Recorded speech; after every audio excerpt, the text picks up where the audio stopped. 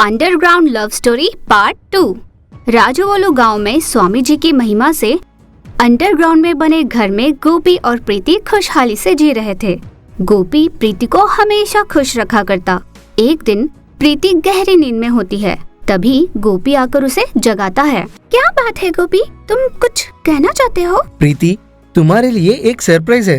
कहते हुए गोपी प्रीति को एक जगह ले जाता है। गोपी, तुम मुझे कहाँ ले जा रहे हो? हाँ बस अभी पता चल जाएगा। और उसकी आँख खुलता है। आँख खुलते ही प्रीति को वहाँ केक, कैंडल से सजा हुआ बर्थडे सेटअप दिखता है।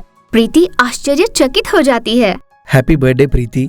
प्रीति बहुत खुश हो जाती है। दोनों एक दूसरे को केक खिलाते हैं, बड़ा अच्छा समय बिताते हैं। अगले दिन गोपी ने देखा कि प्रीति उदास सी बैठी हुई है। गोपी प्रीति के पास गया और उसने पूछा, क्या बात है प्रीति, तुम ऐसे उदास क्यों बैठी हो? गोपी, हर साल मेरे पिताजी मेरा जन्मदिन बहुत अच्छे से मनाते हैं। मुझे उनकी बहुत याद आ रही है। उदास मत हो प्रीति, तुम्हारे पिताजी जल्दी ही हमें स्वीकार कर लेंगे। वे हमारे प्यार को समझ जाएंगे, सब ठीक हो जाएगा। कहकर गोपी प्रीति को दिलासा देता है। यूं ही कुछ समय बीत जाने के बाद प्रीति के पिताजी शेखरम गोपी के दोस्त विनोद के पास आते हैं। अरे ओ, बताओ तुम्हारा दोस्त कहाँ है? वह कहाँ है? मुझे नहीं पता। झूठ मत कहो, तुम्हें अच्छे से पता है वह कहाँ है। बता दो वरना जान से मार दूंगा। आप चाहे मुझे मार दो। जिस दिन से वह आपकी बेटी के साथ गया है उस दिन से उसने मुझसे बात नहीं की। प्लीज मुझे जाने दीजिए।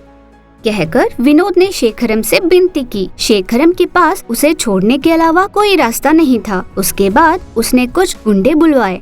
सुनो, हर जगह छान मारो, किसी भी तरह प्रीति और उस गोपी को ढूंढ लाओ। ऐसे बड़े ही गुस्से से कहता है। गुंडे उस दिन से गोपी और प्रीति को ढूंढने निकल जाते हैं। एक दिन प्रीति रसोई घर में खाना बनाने के लिए जाती है, पर घर में सब्जियां और अनाज नहीं होती। प्रीति गोपी को बुलाती है। क्या हुआ प्रीति, तुमने बुलाया? घर पर कोई सब्जी नहीं, मैं खाना नहीं बना पाऊंगी। अच्छा, अब क्या करें? तुम बाजार जाकर कुछ सब्जियां और कुछ सामान ले आओ। कहकर सामान का लिस्ट गोपी को दे देती है। गोपी लिस्ट लिए सामान लाने चला जाता है। अपना ध्यान रखना गोपी। हाँ प्रीति। कहकर गोपी सब्जियां और कुछ जरूरी चीजें लेकर वापस आ रहा होता है। बहुत धूप होने के कारण गोपी को प्यास लगने लगती है। बाप रे, इस धूप और भारी सामान की वजह से थक गया हूँ। थोड़ा कुछ पी लेता हूँ। सोचकर गोपी एक जूस सेंटर के पास पहुँच जाता है। क्या चाहिए आपको? एक नींबू पानी देना। दुकान वाले ने गोपी को नींबू पानी दिया।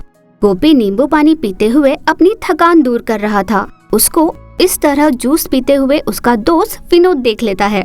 अरे गोपी, गोपी कहते हुए आवाज लगाते हुए उसकी ओर दौड़ता है। गोपी, तेरे ही पास आ रहा था मैं। क्या हुआ विनोद, तुम इतना घबरा क्यों है? तुझे एक जरूरी बात बतानी है यार। कहकर विनोद प्रीति के पिताजी का उसको साथ ले जाना, धमकाना, सारी बातें बताता है। यह सुनकर गोपी बहुत डर जाता है। सुन, तेरा इस तरह बाहर निकलना खतरे से खाली नहीं है। शेखरम के आदमी तुझे ढूंढ रहे हैं। प्रीति अपने पिताजी के बारे में सोचकर बहुत दुखी हो रही है। वह अपने पिताजी से मिलना चाहती है। इस समय वह तुम्हें दोनों पर बहुत गुस्सा है। ऐसे में तुम्हारा ना मिलना ही बेहतर होगा। और अब से तू बाहर मत निकला कर। तुझे कुछ चाहिए होगा तो मुझे फोन कर देना। और हाँ, प्रीति को ये बात पता नहीं चलनी चाहिए। उसे बहुत दुखी होगा। उसे अपने पिताजी से नफरत होने लगेगी। तू सही कह रहा है, उसको नहीं पता चलना चाहिए। हम अपना ध्यान रखेंगे। तू हमारे लिए बहुत कुछ कर रहा है। थैंक्स यार, थैंक यू सो मच। वह दोस्ती ही क्या जो जरूरत पड़ने पर काम नहीं आए। चल ध्यान रखना। कहकर उसके गले लगकर विनोद वहाँ से चला जाता है। गोपी चलते हुए विनोद की कहीं बातें सोच रहा होता है। उसको यूं जाते हुए देख शेखरम के भेजे हुए गुंडों में से एक देख लेता है। अरे यार, ये तो गोपी है। इसका पीछा कर लूँ तो प्रीति कहाँ है ये पता चल जाएगा। कहकर उसने गोपी का पीछा किया। चलते चलते वह अंडरग्राउंड वाली उन दोनों के घर तक पहुंच जाता है। उस गुंडे ने गोपी को अंडरग्राउंड वाले घर के अंदर जाते हुए देख लिया। तो ये बात है, ये दोनों इस अंडरग्राउंड वाले घर में रहते हैं। जल्द से जल्द ये बात बॉस को बतानी पड़ेगी। कहकर वह वहाँ से चला जाता है।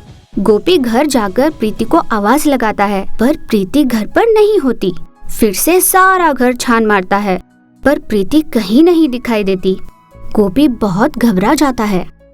आगे की कहानी हम अगले भाग में देखेंगे। तब तक आप इस वीडियो को लाइक, शेयर और सब्सक्राइब करना ना भूलिए।